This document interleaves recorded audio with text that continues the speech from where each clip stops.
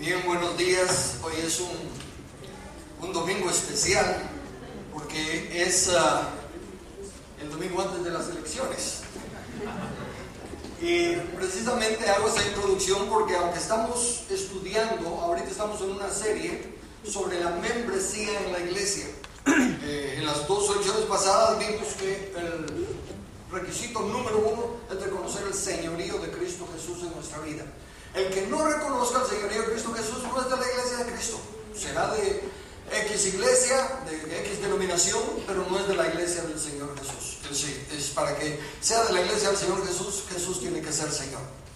Pero puesto como dije que la semana entrante se estarán llevando a cabo las elecciones, el Consejo Pastoral consideró que era bueno que hiciéramos un paréntesis. Así que al menos yo le puse como título a mi plática: membresía en la iglesia, paréntesis.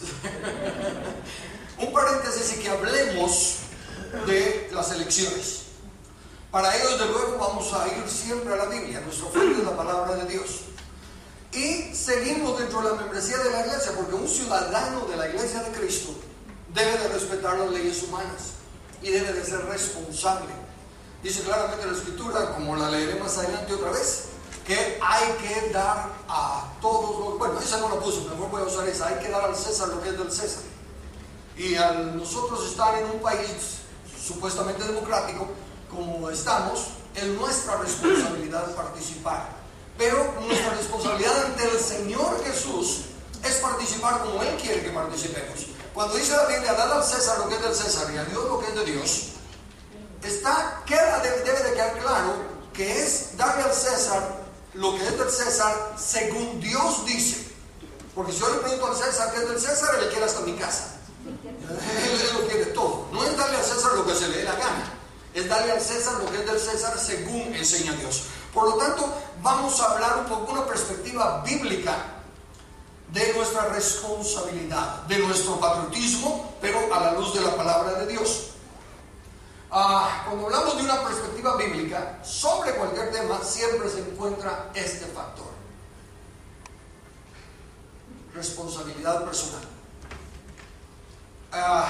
Ese es el meollo de toda la vida cristiana.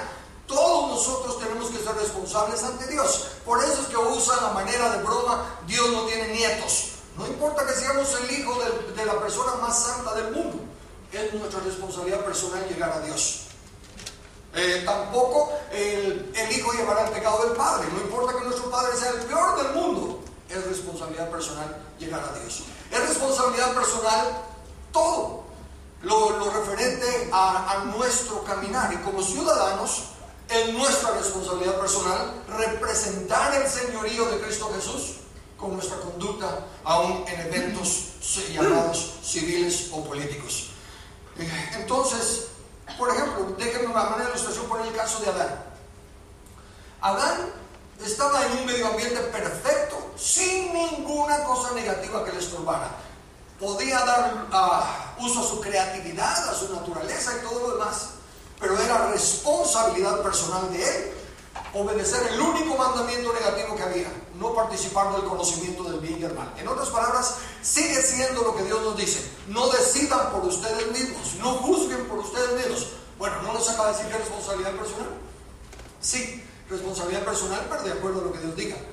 Nuestra responsabilidad personal es obedecer lo que Dios diga.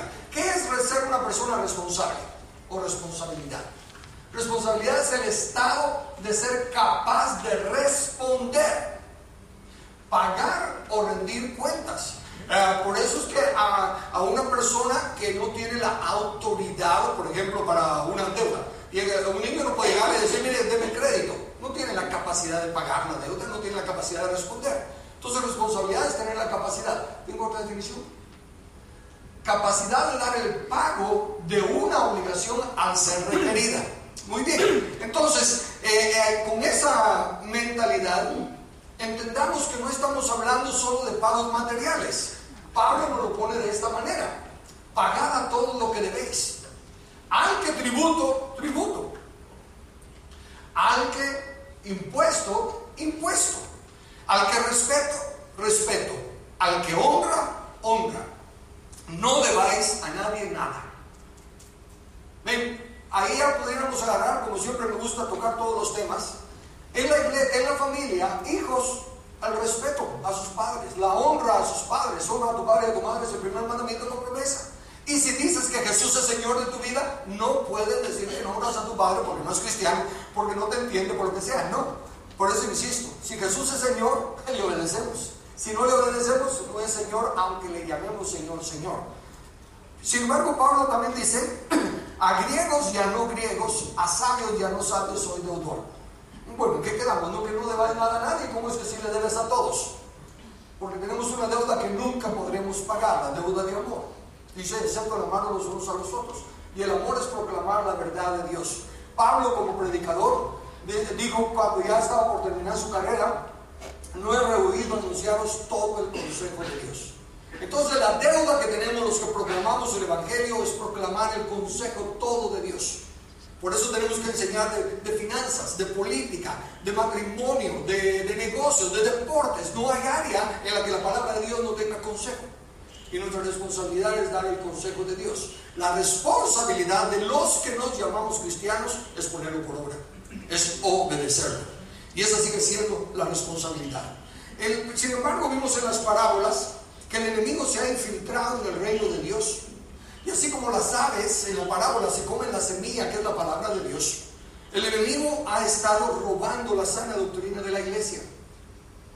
A tal grado vimos que la levadura en las parábolas ha leudado la masa de la palabra santa, de la comunión con Dios, y en lugar de eso se están enseñando en la iglesia fábulas y sistema humanista. Por lo tanto, a manera de ilustración, vamos a ver lo que la Biblia dice del gobierno y nuestra responsabilidad ante ello. Fíjense, hay muchos evangélicos que piensan que la iglesia, el cristiano, la iglesia como institución no, pero el cristiano no debe participar en política. Algunos censuran a Harold por estar corriendo para presidente y tantas otras cosas. ¿Por qué? Porque no han tenido un entendimiento de la palabra de Dios. La primera vez que se menciona la palabra gobierno, déjenme aclararle que la palabra en el hebreo es mishra y se traduce principado.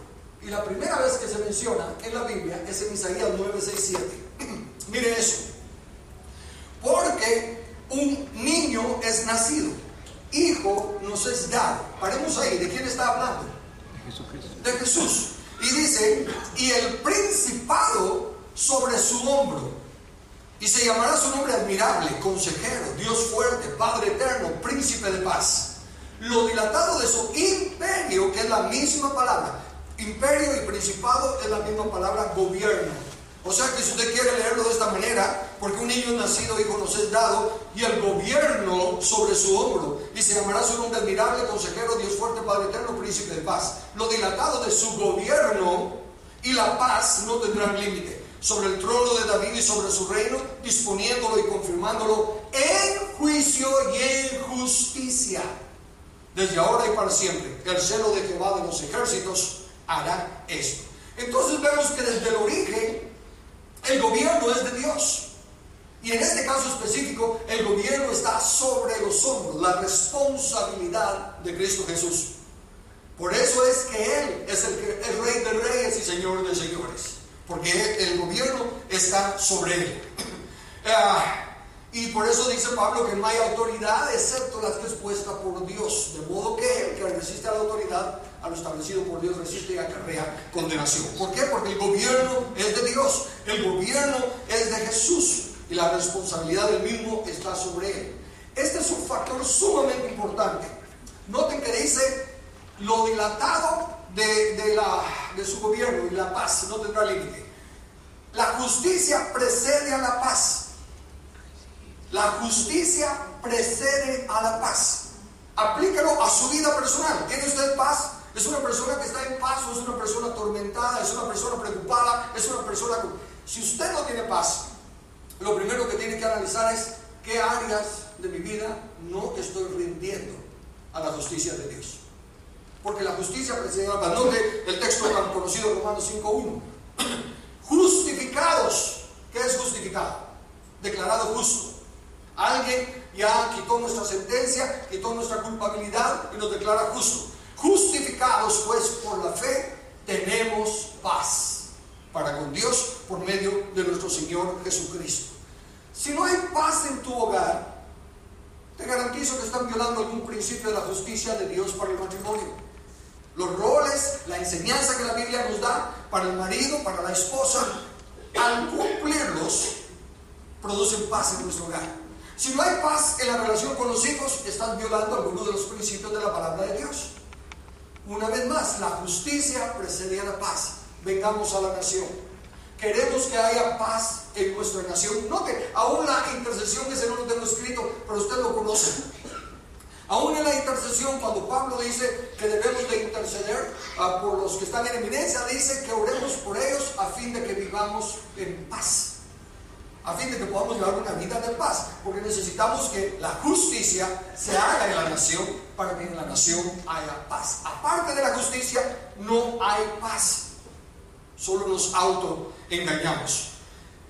Entonces, la gran comisión de hacer discípulos a todas las naciones, no solo a personas individuales, requiere la predicación del evangelio del reino, pues su tema central no es el perdón de pecados, otra cosita que la iglesia evangélica ha hecho el centro de todo, el perdón de pecados. Tenemos que alcanzar a las almas, hay que salvar a cuantos se pueda.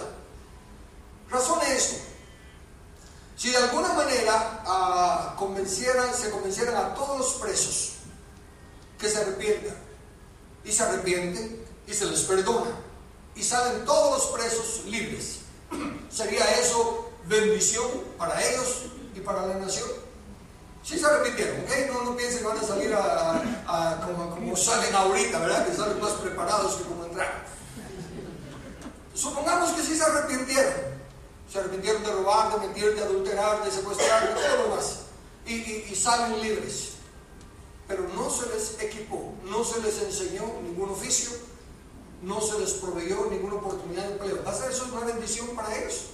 Ni para ellos, porque al menos ahí adentro tienen asegurado su hospedaje y alimentación. Al salir al ser ya libres, ya tienen que ser responsables de trabajar y de suplir. Nadie se los va a dar de regalado. Y para la nación va a ser un montón de gente desempleada, y entonces otra vez lo más fácil es dejarse llevar por la corriente y volver a las malas obras que tenían antes. Eso es exactamente lo mismo en el evangelio. Si solo se está predicando el perdón de pecados, el que no se vaya al infierno, váyase al cielo, pero no se equipa al pueblo de Dios a funcionar mientras estamos aquí en la tierra, no se les habla de su responsabilidad laboral, de su responsabilidad financiera, matrimonial, de educación de los hijos, cuidado de los viejitos, de los padres y todo lo demás. Si no se educa a la gente, entonces estamos como estamos. Un montón de presos que han salido de la cárcel espiritual, pero ante las circunstancias se vuelven a las prácticas que conocían antes, al sistema humanista en el que estaban antes.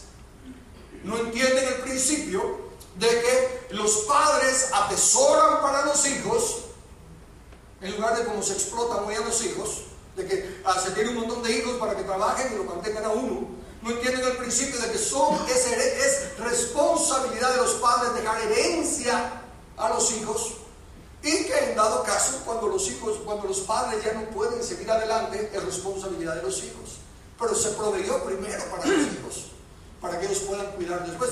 Hay muchos padres conscientes y dicen: no, yo no quiero ser carga para mis hijos, y sienten que van a ser carga, pero tal vez es porque no proveyeron en el principio para que los hijos luego, a tal grado que en un momento hablábamos de viudas en una plática, en un estudio que teníamos, y hablamos que suena duro, pero la Biblia dice que las viudas, si tienen hijos y nietos, que la iglesia no debe de ser grabada, no debe de ponerse en la lista de las viudas de la iglesia para ayudarlas a aquellos que tienen hijos y nietos.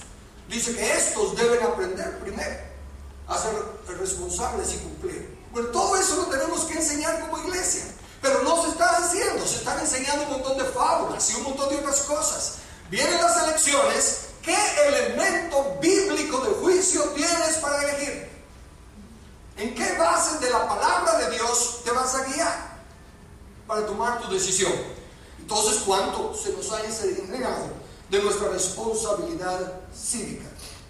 Por eso es que necesitamos entender que a la luz de la Biblia es importante volver al reino de Dios, al reino del Señor. Yo dije, sí creo que lo tengo apuntado ahí, que lo dilatado de su imperio, creo que es el siguiente, no, el esquema de está ahí. Entonces lo dilatado de su imperio. Bueno, vayamos a este esquema de autoridad para que tengamos un poquito de entendimiento de nuestra responsabilidad individual.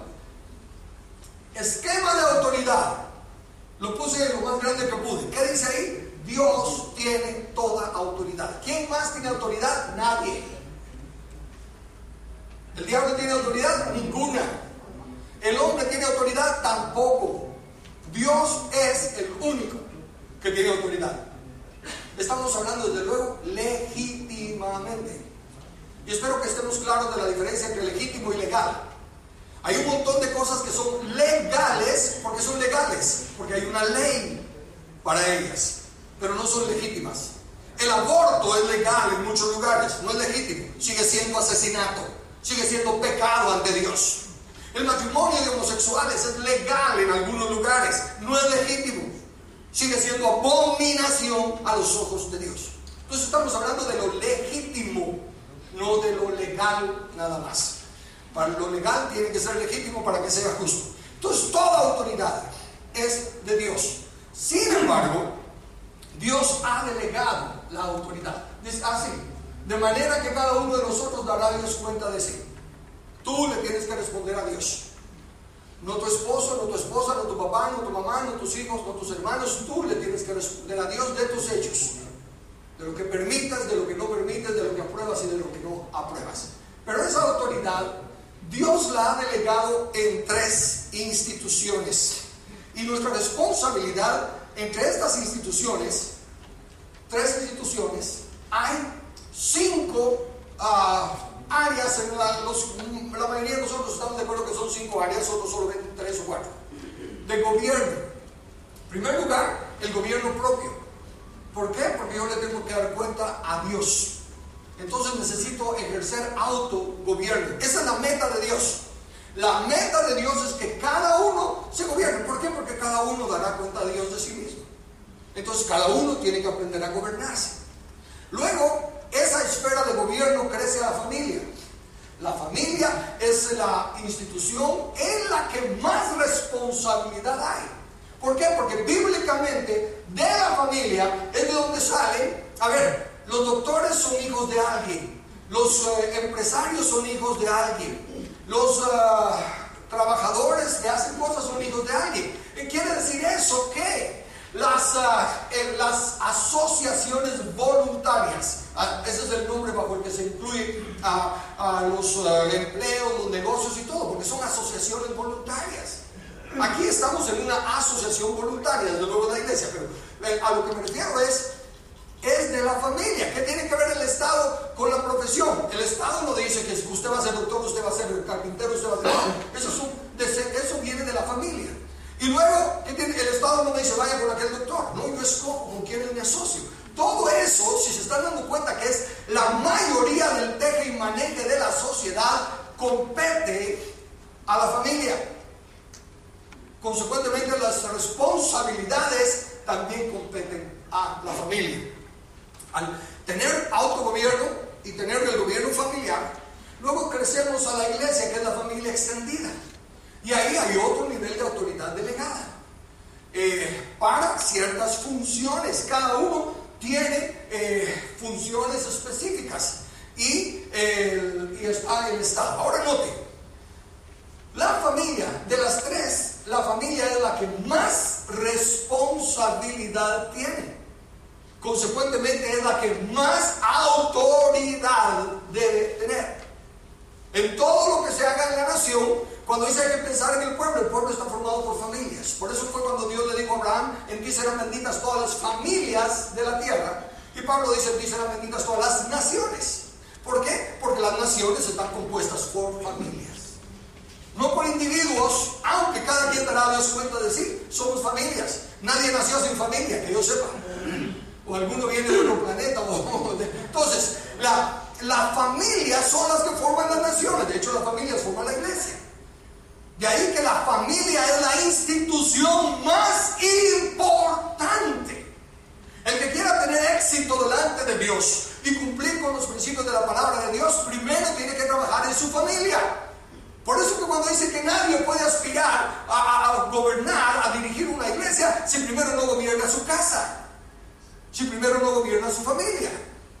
Consecuentemente, en el Estado deberán de entrar esos mismos parámetros. Debemos de ver las familias. Por eso fue que era una abominación lo que se estaba tratando de hacer, que la misericordia de Dios impidió. De que divorciarse para dirigir la nación. En otras palabras, deshacer el fundamento para edificar. Qué ridículo. Pero bueno, el punto es, vayan comprendiendo, pues hay tres instituciones. En la familia es donde se tiene que enseñar los valores, tanto los no cristianos como los cristianos. Dicen que son los primeros 7 años de la vida del niño donde se forman sus valores. Papá, mamá, es importantísimo que estás enseñando a tus hijos, no solo con palabras, especialmente con tu vida. Si tú dices sobre el teléfono, digan que no estoy, les estás enseñando a mentir y estás formando sus valores. Claro que por la misericordia de Dios podemos cambiar y al nacer de nuevo podemos empezar una nueva transformación de nuestra mente. Pero lo que hemos aprendido en los primeros años está arraigado dentro de nosotros. Nuestro carácter se formó en esos primeros 7 años. Nuestro sentido de valores. Entonces la familia es la que se encarga de... Por eso, ¿quién era? Lili lo menciona mucho, era Abraham Lincoln, el que decía, la mano que mueve la cuna es la que gobierna el mundo. Implicando de la influencia de la madre sobre los hijos, la educación sobre los hijos. En la familia es donde también salen los profesionales, salen los mercaderes, salen los futuros políticos, salen los futuros ministros. La familia es lo más importante. Consecuentemente es la que más autoridad debe tener. De hecho, la familia es la única institución en la que sí se ejerce control absoluto sobre el ser humano, pero mientras es niño. Un niño obviamente no se puede valer por sí mismo. Entonces aún el control externo y el control interno lo ejerce la familia, los padres, sobre los hijos. Luego venimos a la iglesia. La iglesia no ejerce control externo, excepto el único poder o autoridad que la iglesia tiene externamente es para excomulgar a alguien que no se quiera someter a los principios de la palabra. Hasta por ahí llega su extensión del poder. La influencia de la iglesia es en lo interno, es en enseñar en principios, en carácter, actitud, pero una vez más, por lo tanto, como su responsabilidad es enseñar en lo interno, su autoridad también tiene que ver con lo interno, no con lo externo. Luego venimos al Estado. El Estado, por el otro lado, no tiene nada que ver con la conciencia. Las locuras, las ignorancias que pasan en nuestro país. Por ejemplo, voy a poner los ejemplos porque son, no por favoritismo de una persona ni nada. Pero el Estado no puede decir que un ministro no puede ser presidente. Puede ser un gurú, puede ser un evangélico, puede ser un católico. El Estado no tiene derecho a meterse en asuntos de conciencia. Cuando yo estaba en el Congreso, se anunció que iba a venir un tal anticristo, un puertorriqueño de Miami, algo así. Y rápido uno de los evangélicos del Congreso llega conmigo a que firme un decreto que se iba a pasar. Y el decreto era para prohibirle la entrada. Yo dije, no tenemos derecho de hacer eso. No tenemos derecho a hacer eso. Vos, pero este es el anticristo, ¿y qué? ¿Y qué? Si Dios nos da libertad de escoger y de rechazarlo, ¿quién se cree el Estado para ser mayor que Dios? En asuntos de conciencia, el Estado no tiene derecho a meterse. El poder, la fuerza de autoridad delegada al Estado es para lo externo, simplemente para castigar al que hace el mal, para velar que se juegue por las reglas del juego. Consecuentemente es el de menos autoridad. Y es necesario que nosotros vayamos captando eso. Entendamos este esquema. Esto es sumamente importante y quiero que me lo capten. Ninguna de las 3 instituciones que mencioné tiene autoridad sobre la persona. Déjenme ver. Dele vueltas a eso. No nos acaba de mostrar pues que la familia tiene autoridad, que la iglesia tiene autoridad, que el Estado tiene autoridad. No. Les dije que tienen autoridad delegada y eso es sumamente importante. La autoridad delegada es delegada con limitación para una cosa nada más. Ninguna de las tres instituciones tiene autoridad sobre la persona. Los gobernados son personas individuales y delegan parte de la autoridad a la familia cuando son hijos o padres o esposos o cónyuges, hermanos. Delegan parte de responsabilidad a la iglesia cuando son miembros y delegan parte de autoridad al Estado cuando son ciudadanos. El Estado me puede ordenar, me puede poner límites y las demás cosas en aspectos de ciudadanía. Me dice usted, es mayor de edad, tiene que empadronarse, tiene que y me dice un montón de cosas y las tengo que respetar para el mejor funcionamiento del Estado. Pero el Estado no me puede decir cómo educar a mis hijos, a usted no le importa, es la familia. El Estado no me puede decir qué convicciones de conciencia tengo que tener, a usted no le importa, es a la iglesia. ¿Me estoy explicando? Entonces ninguna de las tres instituciones tiene autoridad total sobre la persona. La iglesia no se puede meter si usted quiere correr por un partido o por otro. Le puede enseñar los valores del gobierno, pero la decisión es suya. La iglesia no le puede decir cuántos hijos tener y cuántos hijos no tener. Le puede enseñar, lo importante es ser responsable en la paternidad, pero la decisión es suya. Entonces cada institución tiene una función de autoridad delegada limitada. La verdadera autoridad tiene límite y tiene a quien rendirle cuentas. El que no tiene a quien rendirle cuentas no es autoridad legítima. ¿Me estoy dando a entender? Ok. Entonces, la única institución, dije, que tiene el poder temporalmente, tanto externo como interno, de la familia, por lo tanto es a la que nosotros debemos de ponerle mayor atención. Capten este principio también. Quien tiene la responsabilidad también tiene la autoridad. Dios nunca nos da una responsabilidad sin darnos la autoridad para desarrollarla. Eso es importante. Pensemos en la familia. Dije que tiene autoridad temporal mientras los hijos son menores de edad y todo eso. Cuando los hijos ya son mayores de edad, los padres ya no tenemos autoridad sobre ellos. Ya ellos ya son personas maduras y ya no tenemos autoridad. Ahora bien, la importancia de lo que acabo de decir, que quien tiene la autoridad es el que tiene la responsabilidad, significa que cuando alguien desecha o delega la autoridad, también pierde la responsabilidad. Cuando delega la responsabilidad, pierde la autoridad. Ante Dios no se puede delegar la responsabilidad. Pongamos a la educación. Otra vez, yo padre soy el responsable ante Dios de la educación de mis hijos. Y entiéndase por educación más que la formación. Por eso yo delego parte de mi autoridad a un maestro que me le enseñe historia, porque yo no le puedo enseñar, o que me le enseñe cálculos, o que me le enseñe física, cosas que yo no puedo hacer. Delego mi autoridad parte para que me enseñe eso.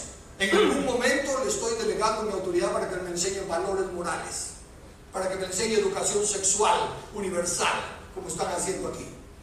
Esa es responsabilidad de los padres. Y si los padres aún ignorantemente delegan esa autoridad, cuando se presenten ante Dios van a tener que darle cuenta a Dios, porque Dios no permite que se delegue la autoridad, la responsabilidad, perdón. Tú eres responsable de educar a tus hijos. No me importa qué le enseñaron en la escuela, qué le enseñaron mientras estaba bajo tu techo. La responsabilidad ética moral de tus hijos es tuya, y cuando te presentes ante Dios te va a preguntar qué le diste a tus hijos. Ok, pero déjame regresar al otro punto. Ahora ya en lo humano, cuando se delega la responsabilidad, se pierde el derecho de la autoridad. Imagínense qué lindo. ¿Para qué voy a tener yo que preocuparme de la educación de mis hijos si hay educación gratis? Adelante, señor Estado, eduque a mis hijos. Perdiste la autoridad sobre tus hijos. El que delega la responsabilidad pierde la autoridad. Ahora que me regresaron a los hijos que se rieron cuando dije que a los 18 años ya son libres. Son libres cuando aceptan su responsabilidad. Si delegan su responsabilidad, pierden su autoridad. ¿Quieren seguir en casa? Tienen que aceptar su responsabilidad. ¿Quieren solo seguir viviendo como cuando eran menores de edad? Sigan viviendo como cuando eran menores de edad. No tienen autoridad. El que delega la responsabilidad no tiene derecho a la autoridad. ¿Por qué es tan importante esto? Porque cuando se le delega responsabilidad al Estado, se pierde el derecho de la autoridad. Si tú dices que el Estado se encarga de los viejitos, ya no tienes derecho de requerir nada para los viejitos. Si tú dices que el Estado se encarga de la educación, ya no tienes derecho de reclamar nada de la educación. ¿Estás entendiendo eso? Y es sumamente importante. El que tiene la responsabilidad tiene la autoridad. Y cada uno debe de aprender a ser responsable. Ahí está. Comencemos por el mandato. Como el diablo es astuto, y el diablo no inventa nada, el diablo solo distorsiona, toma las verdades de Dios y las distorsiona. Los bendigo Dios y les digo: fructificad, multiplicad, llenad la tierra, señoread, sojuzgad, gobernad, ejerced autoridad en los peces del mar, en las aves de los cielos y en todas las bestias que se mueven sobre la tierra. ¿Sobre qué no le está dando autoridad? Sobre el hombre. Ahí lo dice, que ejerce autoridad sobre el hombre en ningún lado. Consecuentemente, Dios no le dio autoridad al hombre sobre el hombre, porque cada quien dará a Dios cuenta de sí. Cada quien debe ser responsable por sí mismo. Cada quien. Por eso es que uno no se puede excusar que no hizo esto porque me estorbaron, o que esto y que lo otro. No, Dios delegó la autoridad al ser humano. Pongamos la otra. Ven, ahí está. En última instancia, los gobernados, que ya dijimos, solo delegan parte de autoridad a las instituciones, pero ante Dios tienen toda la responsabilidad. No te puedes excusar en el gobierno. Tampoco puedes decir: por eso fue que no voté por ese desventurado. Desechaste tu talento. Es como esconder el talento. No tienes derecho a reclamar nada. Entonces, tu responsabilidad es ante Dios. Entonces, ahora les hago la historia rapidita. El pecado entró al mundo. Caín mató a Abel, y entre las preocupaciones de Caín fue: el primero que hay me va a matar. Y Dios le dijo: ciertamente cualquiera que matare a Caín 7 veces será castigado. Entonces Jehová puso señal en Caín para que no lo matase cualquiera que le hallara. En otras palabras, nadie tiene autoridad sobre el hombre, nadie puede castigar a Caín. ¿Está claro eso? No hay ley, no hay autoridad delegada, nadie puede castigar a Caín. ¿Por qué 7 veces más será castigado? 7 veces implica una totalidad, una plenitud. ¿Por qué? Porque el que mate a Caín se está atribuyendo la autoridad que solo Dios tiene. Y su pecado es 7 veces más grande. O sea, es inmensamente más grande. Entonces, por eso que la humanidad se multiplicó. Y se multiplicó el pecado. Porque no había ningún restringente. No había forma de detenerlo. De ahí que Dios, que es el único que tiene la autoridad, envía el diluvio y acaba con todos. Y comienza otra vez con Noé. Ahora noten, 2 cosas cambian con Noé. Bendijo Dios a Noé y a sus hijos y les dijo: capten, fructificad y multiplicados y llenad la tierra. ¿Qué falta? Sojuzgadla. ¿Por qué ya no puede sojuzgarla? Porque Adán traicionó la autoridad que Dios le dio y ahora la tiene el diablo. Y Dios, que sí respeta las reglas del fuego, le dice al hombre: ya no tienes autoridad de sojuzgar la tierra. Solo fructifica, multiplícate. Pero añade algo: el que derramare sangre del hombre, por el hombre su sangre será derramada, porque a imagen de Dios es hecho el hombre. ¿Qué es eso? La pena capital. La pena capital es bíblica, establecida por Dios. Es un restringente. Aunque el humanismo y la politiquería y tantas cosas digan: no, maldad, no para la maldad. Claro que sí, Dios lo estableció. Y los que creemos en el señorío de Cristo, no podemos decir que no creemos en la pena capital. simplemente demuestra nuestra ignorancia, nuestra rebeldía. Pero lo establecido por Dios está claramente establecido ahí. De lo contrario, volvería a repetirse que se multiplica la maldad y todo el mundo se mata y todo el mundo peca, porque no hay ninguna forma de restringir la maldad. Lo que esto está diciendo, capten, que no quiero que pierdan la primera cosa: el que viola el derecho inalienable de la vida, mata a alguien. Perdió su derecho inalienable. El que viola el derecho inalienable ya no tiene derecho. Los asesinos no tienen derecho. Y el humanismo y el comunismo y el satanismo y todo lo demás están para velar por los derechos del asesino y los derechos de eso. Una vez que se da el debido proceso y que justamente se juzga y se declara culpable, ya no tiene derecho. El que viola el derecho inalienable pierde su derecho. El que viola la responsabilidad pierde su autoridad. Entonces, sumamente importante que entendamos esto. La razón entonces de los derechos es, la razón del gobierno es proteger el derecho. ¿Por qué se va a poner la espada para matar? Y déjame aclararle algo. El que derramare sangre del hombre, por el hombre su sangre será derramada. No significa por cualquier hombre.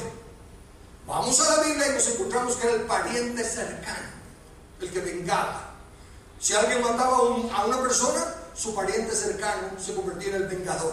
Y si se iba huyendo a otra ciudad, el pariente cercano iba a la otra ciudad, hablaba con los líderes de la ciudad, los ancianos a la puerta de la ciudad, y sacaban al otro para que lo matara. ¿Ok? Está en la Biblia, solo es estudiarla. Luego fue desarrollándose la sociedad y entonces ya tuvieron jueces, patriarcas, luego jueces, luego reyes y en la actualidad el Estado. Pero sigue siendo la autoridad delegada por Dios. No es de que cualquiera puede matar, sino que a quien Dios le ha delegado la autoridad. Y dice: no en balde lleva la espada, porque es vengador de Dios para castigar a todo el que hiciere el mal. Entonces ahora regresemos a lo que mencioné del engaño del diablo, puesto que la función legítima del Estado es proteger los derechos. Capte esto. Acabo de decir, la función legítima del Estado es ¿qué? No fue la siguiente palabrita. La función legítima del Estado es proteger, no dar derechos. El Estado no le da derechos al pueblo, es el pueblo el que le da derecho al Estado. Necesitamos entender eso. El Estado no tiene ninguna autoridad para dar derechos, solo para proteger los derechos. Entonces viene el enemigo y va a la gente irresponsable y le dice: oye, tú tienes derecho al trabajo, tienes derecho a la salud, tienes derecho a la educación. Y luego va con el Estado y le dice: óyeme, tu función es proteger el derecho de la salud, de la educación y del trabajo. Déjame hacerle una pregunta. No me responda, no levante la mano, solo respóndase usted. ¿El trabajo, la salud y la educación son derechos? Antes de que responda, esa es la mejor definición que he aprendido de derecho. Derecho es un reclamo justo a una promesa dada. Si yo les prometo que al terminar la reunión les voy a dar un refresco, ustedes tienen el derecho de reclamar su refresco. ¿Ok? ¿Está claro? Si yo les prometo que al final de la reunión Víctor Hugo y Gustavo nos van a invitar a almorzar, ustedes no tienen derecho de reclamarlo. ¿Por qué no? Ellos no lo ofrecieron, ellos no lo prometieron, lo prometí yo. Nadie puede prometer por otro. ¿Me estoy dando a entender? Bueno, pero si yo les prometo que yo les voy a comprar un carro último modelo a cada familia, ¿pueden reclamar ese derecho? No. ¿Cómo que no? ¿Y no que usted? Sí, pero ese es un reclamo justo a una promesa dada. Es obvio que yo no tengo plata para comprarle un carro nuevo a todos ustedes. Entonces, si lo logro hacer, definitivamente es que violé algún principio, que lo hice de alguna forma ilegítima. Consecuentemente no es un derecho, es un reclamo justo. ¿Me expliqué hasta ahí? Ok, entonces viene el Estado y dice: el Estado, organizaciones que se llaman ONGs, algunas, y otros países internacionales vienen e inventan derechos. Porque mientras más derechos haya, la función legítima del Estado es proteger el derecho, entonces hay que hacer otra rama del Estado que proteja este otro derecho. Entonces inventan el derecho del niño, hay que proteger, hay que hacer una institución que proteja el derecho del niño. El derecho del homosexual, entonces hay que hacer una institución que proteja el derecho del homosexual. Me estoy dando a entender. Ahora, ¿cuáles son derechos? Cuando fui diputado y estuve defendiendo el matrimonio y la familia, en una de las entrevistas en televisión, en un programa, me pusieron uno a uno con el líder de los homosexuales. Y entre sus argumentos me decía: usted como diputado, usted debe garantizar mis derechos. Yo le dije: tiene toda la razón y cuente con ello. Ahora bien, su derecho es el libre albedrío. Si usted quiere escoger ser homosexual, tiene todo el derecho de hacerlo. ¿Quién se lo puede impedir? Pero entienda, su derecho es escoger. Homosexualismo es el resultado de lo que usted escogió. Yo voy a proteger su derecho y usted es libre de escoger lo que quiera. Pero no me venga con que le proteja el homosexualismo, porque eso es un derecho, ese es un resultado de lo que escogió. Así es. Usted tiene derecho de agarrar el sartén caliente. El resultado va a ser que se va a asar la mano. Y cuando usted ejerce su derecho, lleva las consecuencias con ello. ¿Está captando? Entonces, ¿es la educación un derecho? No, es una responsabilidad. ¿Es el trabajo un derecho? No, es una responsabilidad. ¿Es la salud un derecho? No, es una responsabilidad. Y la responsabilidad primordial está en la familia. La familia tiene que educar, la familia tiene que velar por la salud, la familia tiene que trabajar para proveer. No es responsabilidad del Estado. Pero cuando alguien delega la responsabilidad, pierde el derecho de autoridad. ¿Está captando? Entonces el Estado viene y ofrece un montón de cosas. Cuando usted va a elegir, bueno, déjeme no adelantarme, déjeme regresar. Entonces el derecho es un reclamo justo. Y por eso volvemos a la responsabilidad. Responsabilidad es el Estado de ser capaz de responder. ¿Puede el Estado, como me dijo ese personaje, es responsabilidad de ustedes garantizar la salud? Le digo: está loco, el Estado no puede garantizar la salud. ¿Cómo va a evitar el Estado que usted salga desnudo bajo la lluvia y bajo la tempestad y le dé una pulmonía? ¿Cómo va a evitar el Estado que usted viva una vida sexual ilícita y le dé SIDA? El Estado no puede garantizar la salud. Entonces, no es un derecho. Quien tiene la responsabilidad es el que tiene la autoridad. Pero cuando delega la responsabilidad, pierde la autoridad. Y el Estado la usurpa, porque Dios no se la dio. Entonces, cuando dice Dios: dad al César lo que es del César, si le pregunto al César de Guatemala, va a decir: la salud, la educación, el trabajo, todo me pertenece. No, señor, eso usted se lo está usurpando.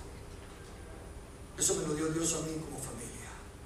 Y es mi responsabilidad velar por la salud de los míos, por la educación de los míos. Y es mi responsabilidad trabajar, porque el que no quiera trabajar, no como.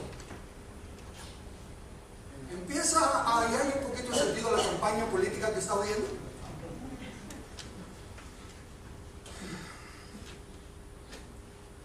Entonces, regresemos a considerar el Estado. En el Estado hay 3 ramas. Si tuviera más tiempo les explicaría, pero rápidamente les digo. En la Biblia dice que Dios es nuestro rey, que Dios es nuestro legislador y que Dios es nuestro juez. De ahí es donde se sacan las 3 ramas del gobierno, porque el gobierno es de Dios. Ok, en estas 3 ramas, fíjese, ¿sabe quién representa la rama ejecutiva? El presidente. ¿La legislativa? ¿Y la judicial? La Corte Suprema, los jueces, etc. Así como en las 3 instituciones le dije que la familia tiene mayor autoridad, ¿cuál de estas 3 cree usted que tiene mayor autoridad? A juzgar por la campaña, el ejecutivo. No, señor, es el que menos autoridad tiene. Entonces será el judicial. No, nada que ver.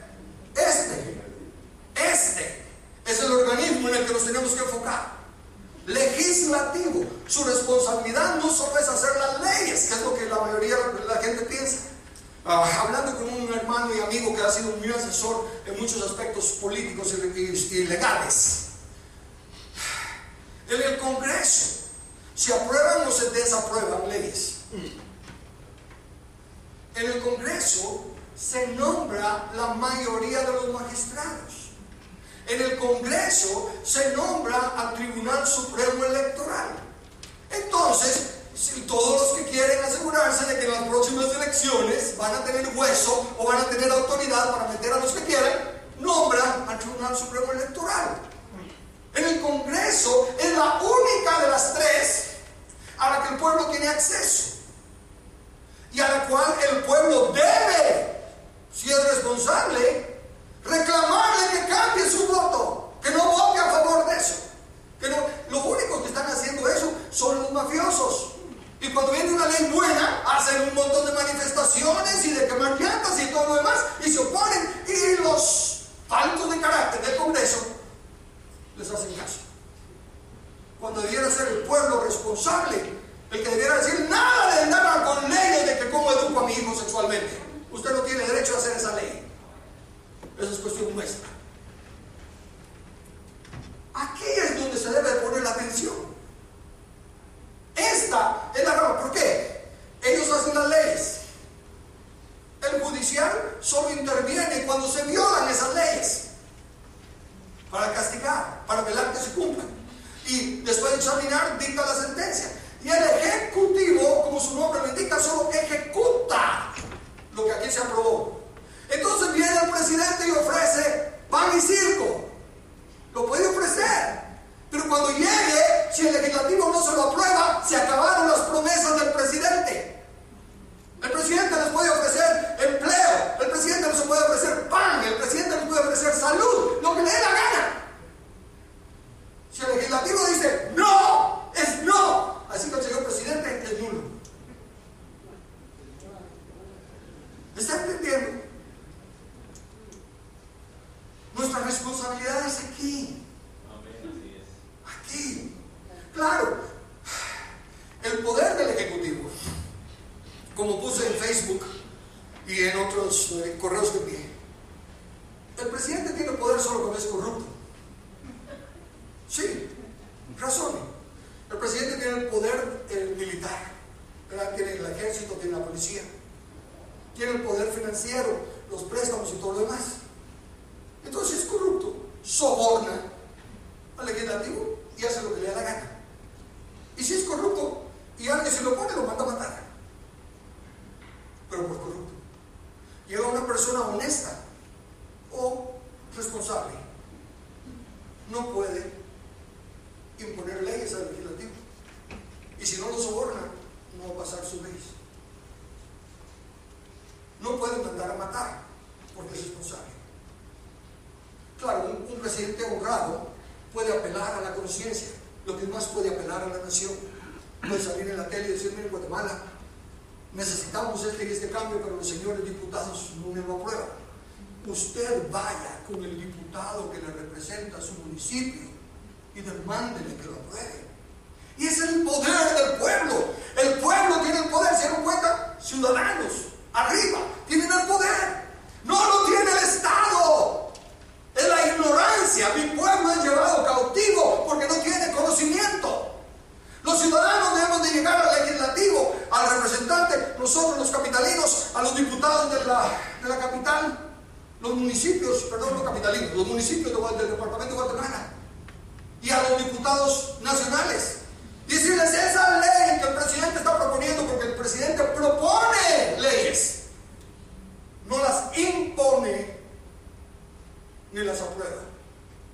Esa ley que el presidente está presentando es para beneficio nuestro. Queremos que usted, que nos representa, que usted, que nosotros elegimos para que haga nuestra voluntad, la apruebe. No es que mi partido está de acuerdo. Si usted y su partido se van al infierno, el diputado no es jefe, es empleado. Los ciudadanos delegan el poder parcial para que esto les represente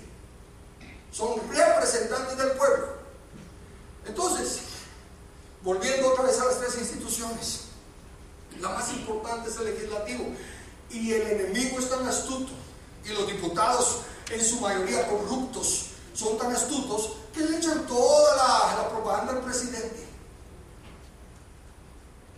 O si no, lo que están haciendo ahorita, caras nuevas al Congreso. Pero los líderes siguen siendo los mismos corruptos. Si votamos por un partido de los ya existentes que son corruptos porque metieron a una cara nueva, no saben el daño que le estamos haciendo a esa cara nueva si es honesta. Porque tal vez él va con la buena intención de hacer algo. Por eso en Facebook yo decía, no vote por su, ¿cuál es la palabra? Amistad o simpatía. Pueden haber personajes que tengan la honestidad, como cuando yo fui al Congreso. Me encontré que llevarle la contraria a mi partido me anuló. Desde los 6 meses, cuando no estuve dispuesto a acoplarme a las mordidas, a las comisiones, desde ahí me empezaron a marginar. Ya no me informaban de nada. Y cuando quedé de presidente de la comisión y el Congreso recibió cartas de felicitación porque era la primera vez que se hacía algo bueno en esa comisión, todo el mundo esperaba que a las próximas elecciones me nombraran presidente otra vez. Pero no, las próximas elecciones ya eran el año electoral. Y abierta y descaradamente dijeron, pónganme de presidente de la comisión a jefe de algún departamento para que contrate empleados fantasmas que le hagan la campaña. No importa la buena intención de uno, de 2 o 3. Si están gobernando los mismos que estaban antes, siguen siendo los mismos corruptos. Y son los jefes de bancada los que se reúnen y deciden qué leyes se aprueban y qué no. ¿Basada en qué? No en siendo mejor para la nación. Y mira, yo te apruebo en esa ley, pero no me apruebas en esta. Y se recetan ellos. Luego llegan a sus bancadas y dicen, ok, la vamos a presentar hoy, la ley está y tal, esta la votamos a favor, esta estamos en contra porque es un partido que no queremos que tenga nada. No importa si la ley es buena. Para nuestro botón puse en Facebook la ley del matrimonio y la familia. 3 lecturas para que pase una ley. Pasó la primera, pasó la segunda. Para la tercera eran las elecciones y fue cuando yo me salí del partido por su infidelidad. ¿Qué hicieron? Ellos fueron los primeros en votar en contra de la ley para que no se aprobara. Entonces, señores, no se guíen por la propaganda. No se guíen porque fulano es buena persona. Si están en los partidos ya corruptos, no va a cambiar aunque él sea buena persona. Por eso dije, tenemos una oportunidad en estas elecciones. Hay personas que no están contaminadas, que no han participado. Y especialmente dije partidos nuevos. Pero Victoria es un partido nuevo. Victoria no es nada nuevo. Y ese Valdizón es peligroso. Es peligroso porque está explotando la necesidad sentida de las comunidades. Y el populismo, si usted le ofrece comida gratis, va a votar por usted. Es responsabilidad de los que tenemos entendimiento no acomodarnos y no votar injustamente y sin razonamiento. Ok, sigamos adelante entonces. Miren, otra vez, los diputados eligen magistrados y a varios ministros, eligen también tiene que ver con la Corte Suprema de Justicia, tiene que ver con el Tribunal Supremo Electoral. El presidente nombra, esa es otra cosa, el presidente nombra a 13 ministros, pero ya está ahí. El presidente nombra a 13 ministros. Si el presidente es muy bueno, pero va asociado con otro partido, le tiene que dar su cuota de poder al otro partido. Y los ministros son los que corren el país. No es el presidente el que está a cargo de gobernación, es el ministro de gobernación. No es el presidente el que está a cargo de economía, es el ministro de economía. Entonces, una vez más, no se guíen por el presidente. Miren cuál es el equipo. Se lo pongo de esta manera. Si le dicen que apueste por un equipo y este lo representa Messi, ¿cómo se llama ese chuchi? Messi, o el que usted considere el mejor futbolista, pero como debo mencionar a eso mucho, Messi. Le dicen que apueste a uno de estos 2 partidos y Messi representa el equipo A. Pero los demás de su equipo son malos y unos cuantos, no, son malos y unos cuantos regulares. Y el otro equipo B lo representa a un jugador que no es tan bueno como Messi. Pero los demás del equipo son buenos y unos poco regulares. ¿A cuál equipo le apuesta a usted?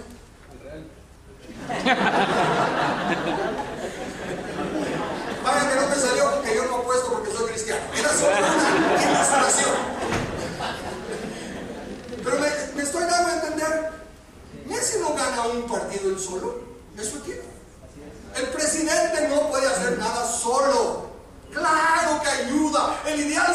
tratando al presidente como todos los demás fueran personas temerosas de Dios.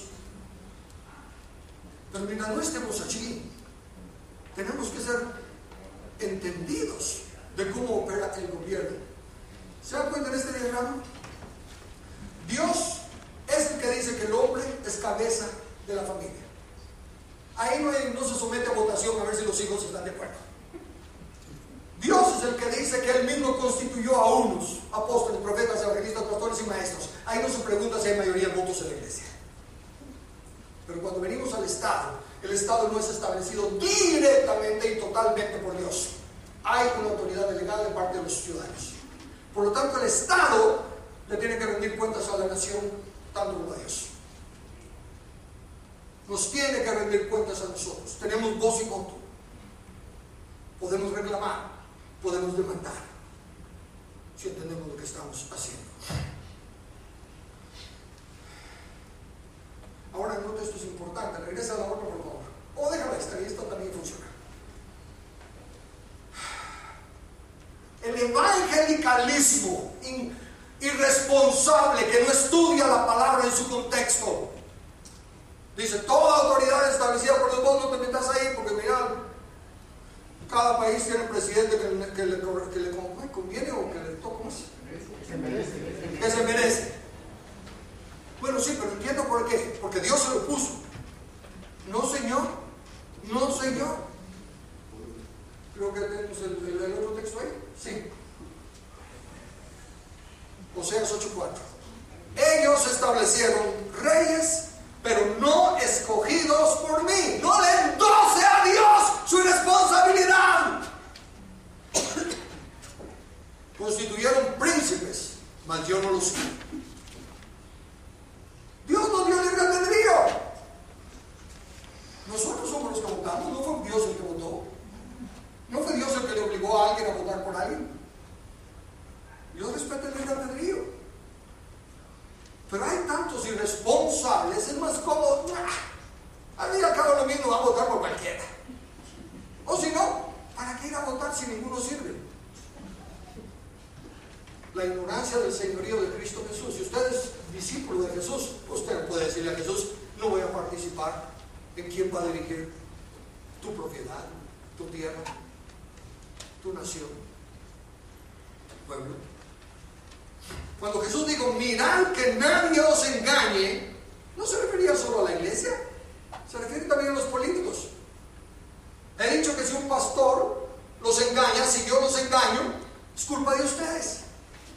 ¿Por qué no estudian la Biblia para decir, no, pastor, eso está fuera de contexto? Lo mismo con las cancioncitas y con todas las propagandas. Analice las propagandas. ¿Qué nos están ofreciendo? Lo único que un Estado puede ofrecer es justicia y seguridad. Entonces voy a votar por aquel. No. En primer lugar, analice. El presidente lo puede ofrecer, pero es el Congreso el que va a decidir. Por un lado. Y por el otro, viene el ladrón y le dice, vamos a tener un gobierno honesto. ¿Usted lo va a creer? Viene un violador de la justicia y le dice, justicia para todos. ¿Por qué cree que siempre están peleando porque queden los mismos? Porque se cubren los unos a los otros, porque todos tienen cola que machucar. Y si llega alguien que no es de su grupo, no tienen con qué negociar.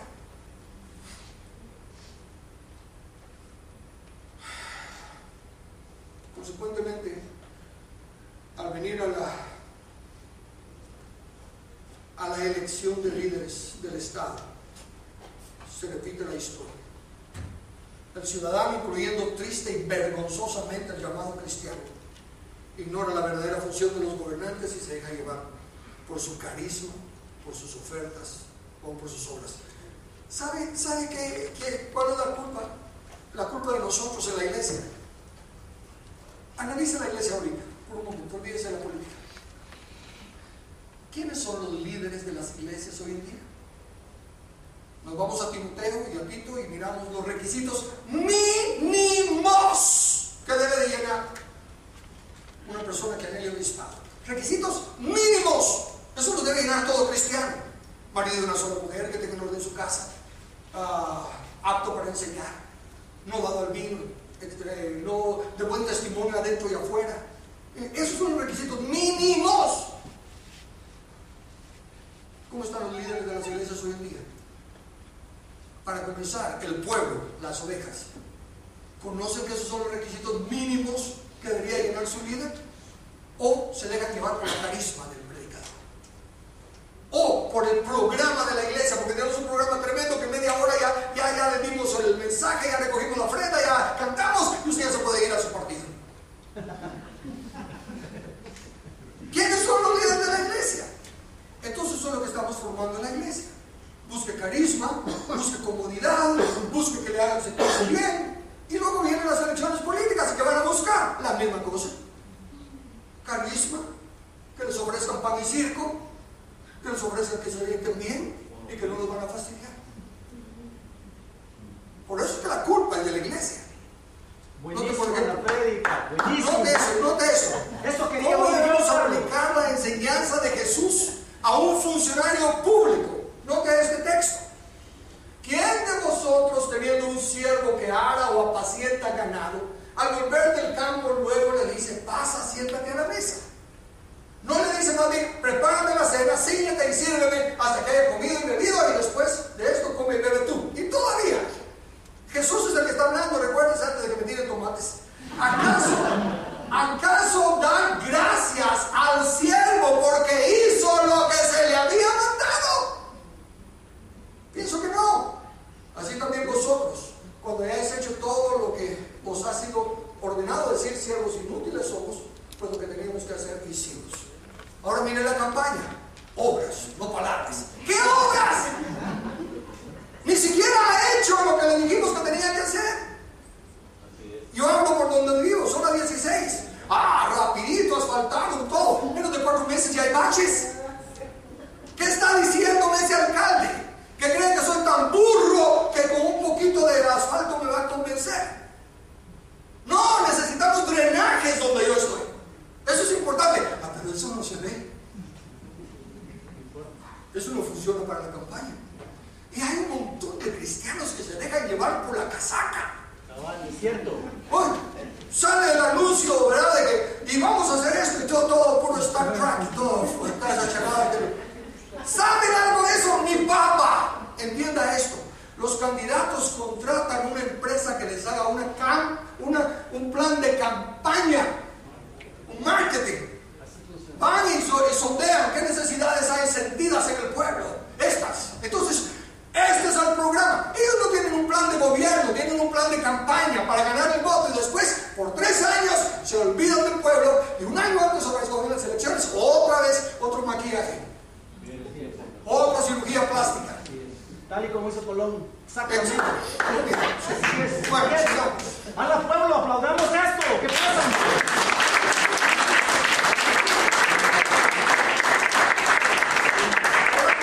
Déjenme llevarlo a una pregunta más. Otro versículo de la Biblia. El cómplice del ladrón aborrece su propia alma, pues oye la imprecación y no dice nada. Sí, hermano, amén, gloria a Dios. El que les está ofreciendo que van a tener más trabajo, que les va a dar educación, que les va a dar salud, que les va a dar el bono 15, que les va a dar todas las cosas. ¿De dónde lo va a sacar? El Estado no es productor. La única forma que va a tener es robando al pueblo por medio de impuestos injustos. Y los cristianos nos suponemos saber eso. Entonces, si oímos que abierta y descaradamente nos está ofreciendo que va a hacer eso, el que oye la imprecación y cae, peca contra su alma.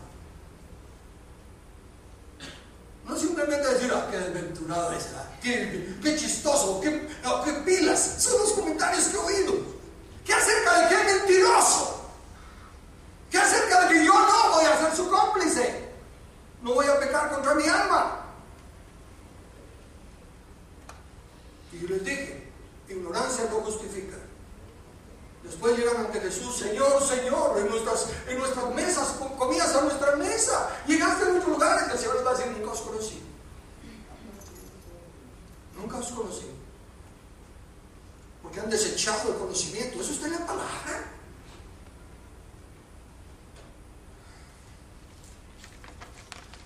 Bueno, alguno puede decir, bueno, bajo esos estándares que están poniendo, ninguno califica. 100% de acuerdo.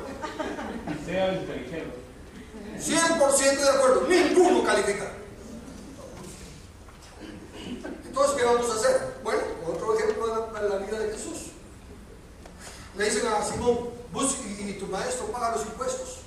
Entonces, antes de que Simón le diga nada, entra Jesús y le dice a Jesús, ¿qué te parece, Simón? Los reyes de la tierra, ¿de quiénes cobran los tributos o los impuestos? Y la respuesta la sabía Simón, ¿de sus hijos o de los extraños? Pedro le respondió, de los extraños. Entonces Jesús le dijo, luego los hijos están exentos, implicando con eso, no tenemos por qué pagar. Sin embargo, para no ofenderles, ve al mar y échale al suelo, y el primer pez que saques, tómalo, y al abrirle la boca y harás un estatero, tómalo y dáselo por mí y por ti. En otras palabras, mientras no hay el entendimiento, mientras no hemos cumplido nuestra responsabilidad de enseñar la doctrina sana, mientras no hemos sido responsables de predicar lo básico y fundamental, y el pueblo sigue ignorante por culpa de los que no enseñamos, no podemos decir levantémonos en armas y rebelémonos. Mientras no hagamos eso, sigamos. No nos queda más remedio que seguir. Pero tenemos que levantar una generación que conozca la verdad. Tenemos que empezar a dejar el circo y el pan y empezar a enseñar responsabilidad. Tenemos que dejar de guiarnos por los carismáticos y empezar a aceptar nuestra responsabilidad personal. Entonces, ninguno califica, pero tenemos que escoger el menor daño. Mi responsabilidad ante Dios es ser, me ha dado un voto. Me dijo Carlos, la soberanía está en el pueblo y él la delega. Señor, yo no voy a ir a votar. Escondiste tu talento. Cuando venga el Señor, no te va a preguntar si votaste por el menos malo o si qué hiciste, te va a decir, aparte de mí no te conozco. Entonces voy a ir y voto nulo, la misma historia. Tienes que ir y tienes que votar. Y tienes que votar con la luz que estás recibiendo de acuerdo al menor daño. Y suponte que no quede, y suponte que no ganemos, y suponte que no haya nada, no cambie nada. Tu conciencia ante Dios es, Padre, un talento me diste, un voto me diste, y lo invertí conforme a lo que entendí en tu palabra, y conforme a los juicios de tu verdad. Mi conciencia está tranquila, puedo seguir clamando su misericordia sin importar en qué circunstancias me encuentro. Pero si no he sido responsable, ¿con qué cara lo voy a pedir? Señor, ayúdanos desde tu lado. No hay autoridad moral para hacerlo. Noten entonces lo que están oyendo. Le voy a poner algunos escenarios. A la luz de la Biblia y consecuentemente de la verdad, ¿qué promesas de las que están haciendo pueden cumplir legítimamente los candidatos? Eso debe ser su primer filtro. Por el otro lado, como el Ejecutivo depende del Legislativo, no le mire la cara al presidente, mire el equipo que va de diputados, porque ellos son los que van a aprobar o desaprobar lo que el presidente quiera hacer. Y vuelvo a insistir, votar por los mismos partidos, aunque tengan caras nuevas, es seguir votando por la misma basura, por la misma responsabilidad. Personalmente, yo prefiero 1000 veces votar por alguien que no ha participado. Y tal vez va a salir peor que los que están. Pero ¿sabe qué? Yo le puedo dar el beneficio de la duda al que no me ha traicionado. Pero al que ya me traicionó, tengo que ser un necio para volver a poner. Le pongo otro escenario. Si todos los candidatos estuviesen ofreciendo lo mismo, ¿en qué basaría su elección?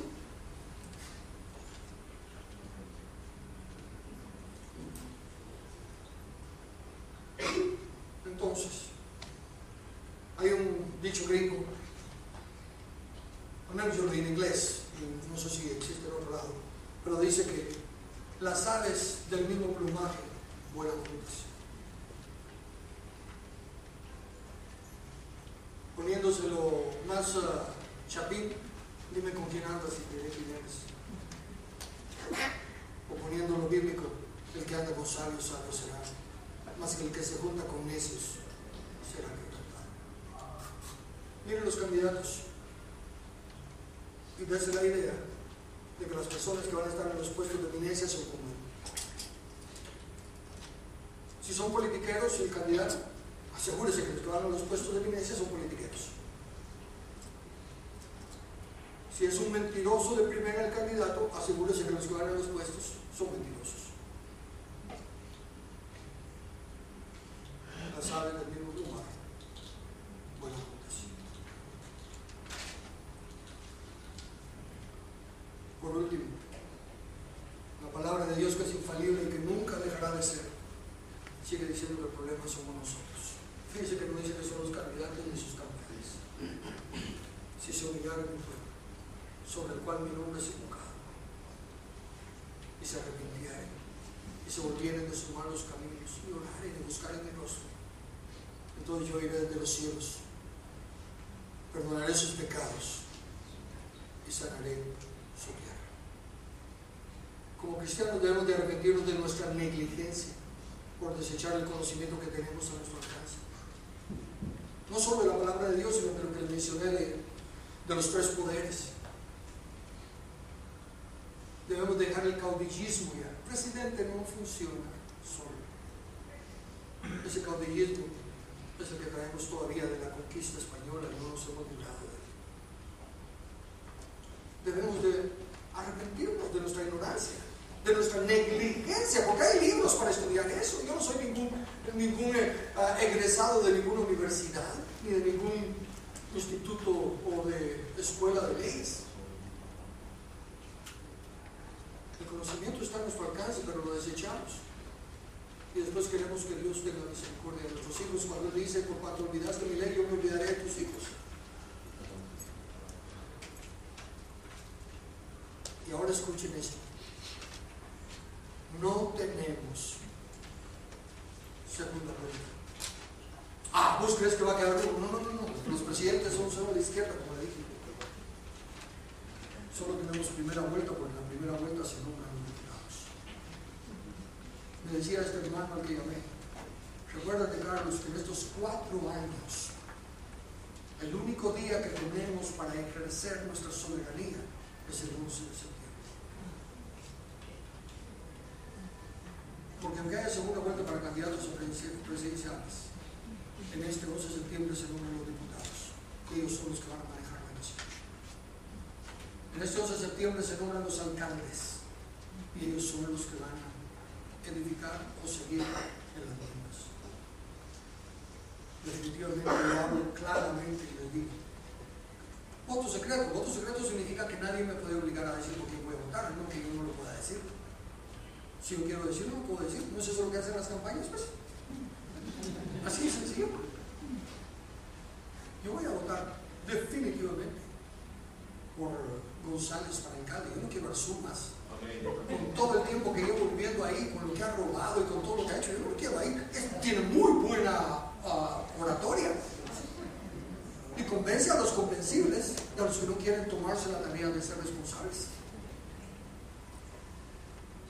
Este 11 de septiembre es nuestro único día.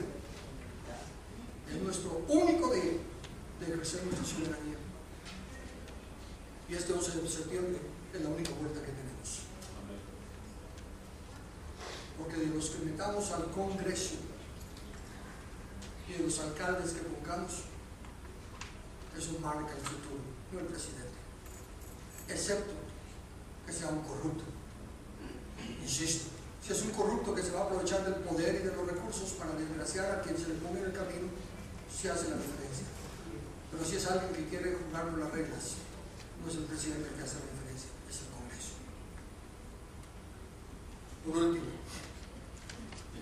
la justicia engrandece a la nación, mas el pecado es afrenta de las naciones. Ahora déjenme decirle, eso no se refiere solo a los candidatos, se refiere a Guatemala, a los ciudadanos.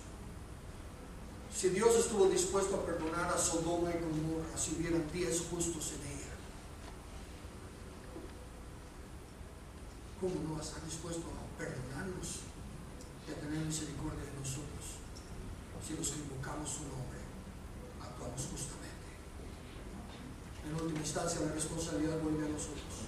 Si mi pueblo, dice el Señor, se humillara, si mi pueblo dejara su conformismo, se arrepintiera y buscara mi rostro, entonces yo diré, perdonaré. Oremos.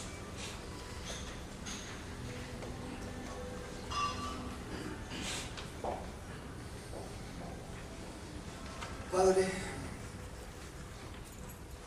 este día que era un día para exaltar tu nombre,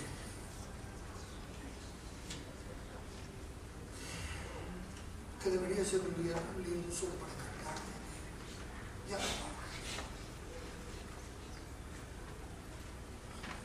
Tenemos que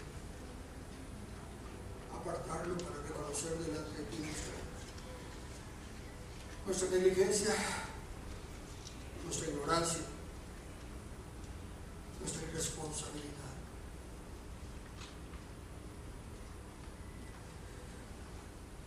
Y no tenemos derecho, porque así como hemos desechado nuestra responsabilidad, hemos perdido nuestra autoridad.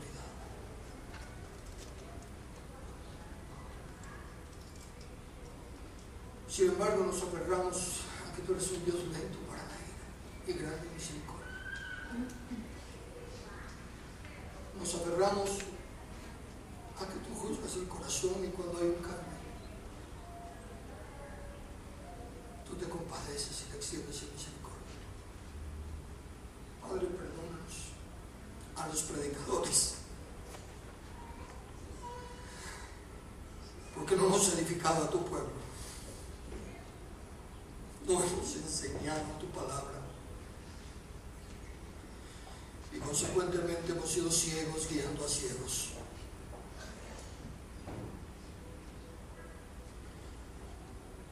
Yo te suplico, Señor, seguramente que habrán 10 justos, seguramente que habrán 10 que estén clamando de corazón por tu misericordia. Ten misericordia de nosotros, Señor. Acuérdate de nuestros hijos, de nuestros nietos. Tú has dicho que ellos no llevarán nuestro pecado.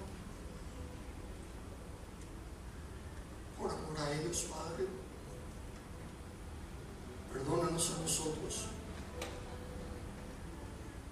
Alumbra los ojos del entendimiento y rescátanos de nuestra misma cárcel y de nuestro mismo pecado en el que por nuestra negligencia hemos caído.